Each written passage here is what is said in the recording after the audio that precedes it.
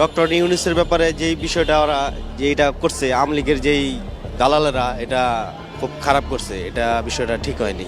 Doctor Yunus সাহেবকে নিয়ে নানা ধরনের ষড়যন্ত্রমূলক এবং বিক্ষোভ সমাবেশ করেছে।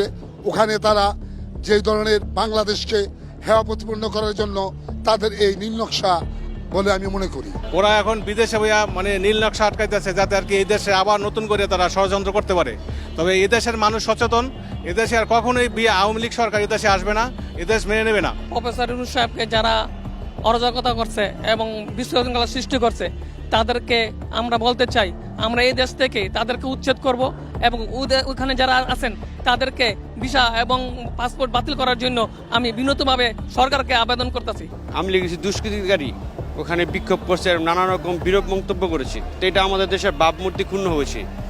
আমরা চাই এই দেশ থেকে যেমন ফেসিড দূর হয়েছে, ওই সব জায়গা থেকে তারা দেশে পালিয়ে এখনো ষড়যন্ত্র করছে দেশকে নিয়ে, ওদের দেশে এনে দ্রুত বিচার করা আমাদের দাবি। আমাদের দেশ খুব সুন্দর চলতেছে ডক্টর ইউনূসের আন্ডারে। তারা এই ঘটনা ঘটাইছে সবাই স্বৈরাচারী হাসিনা সরকারের দোসর।